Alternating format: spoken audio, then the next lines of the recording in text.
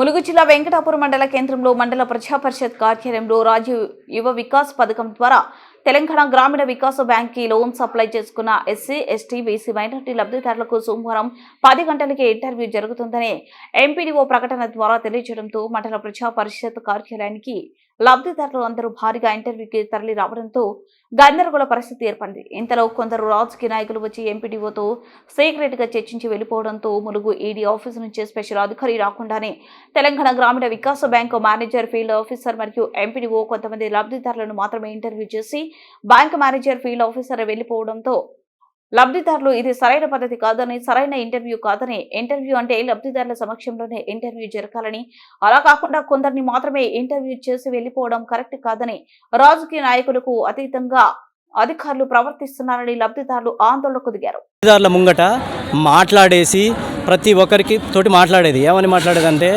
అమ్మ నువ్వు ఏ లోన్ పెట్టుకున్నావు, ఏ యూనిట్ పెట్టుకున్నావు, దాని మీద సరైన ఇంటర్వ్యూ చేసేది. ఎంపీడు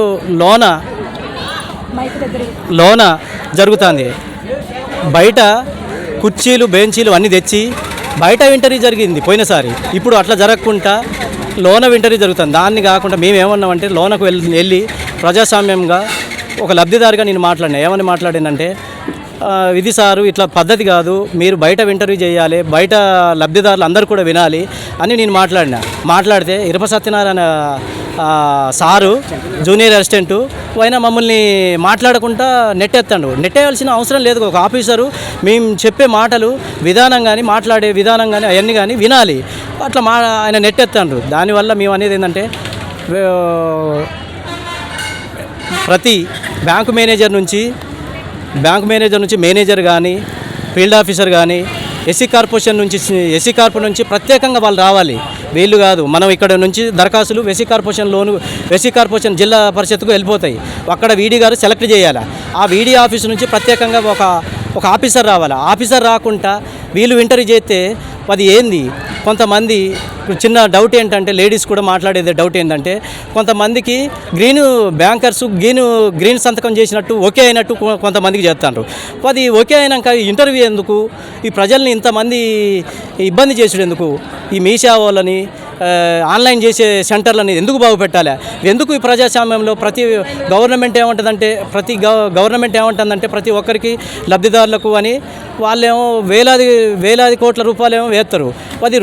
అది వేస్ట్గా రాజకీయ నాయకులకు అతీతంగా వీళ్ళు వ్యవస్థ పనిచేస్తుంది. అది పనిచేయకుండా నిజమైన లబ్ధిదారులకు లబ్ధి పొందాలని నేను కోరుతున్నాను. ఇంటర్వ్యూ అయితే మటుకు పార్టీ పరంగానే జరిగింది. కొంతమంది పార్టీ నాయకులు వచ్చి లోనకు వచ్చి వెళ్ళాక పైనుంచి మమ్మల్ని ఇంటర్వ్యూ చేస్తానని ఏదో లోనకి గొడ్ల మందని దోసినట్టు దోసిండ్రు. లోనకు పోయినామా వచ్చినామా అన్నట్టే ఇంటర్వ్యూ జరిగింది తప్ప మీరు ఏ పర్పస్ మీద పెట్టారు, ఎందుకు పెట్టారు అన్నది అయితే మమ్మల్ని ఏం అడగలేదు. లోనకి వెళ్ళాం, వచ్చాం. అందులో కాకపోతే పార్టీ నాయకులు వచ్చి వెళ్ళాక ఆ పేపర్ల మీద మాకు ఒక నెంబర్ వేసి ఇచ్చారు. ఆ నెంబర్ పరంగా కాదు కానీ అవతల సైడ్లోనైతే గ్రీన్ పెన్తో మేము కొన్ని చూసాం.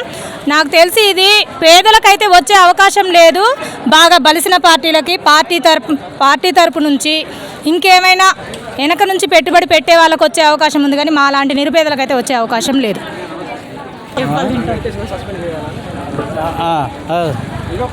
ప్రజల కోసం మాట్లాడపోతే మమ్మల్ని నెట్టేసినందుకు ఇరప సత్యనారాయణ గారికి వీడియో క్లిప్ కూడా ఉంది. ఆయనని సస్పెండ్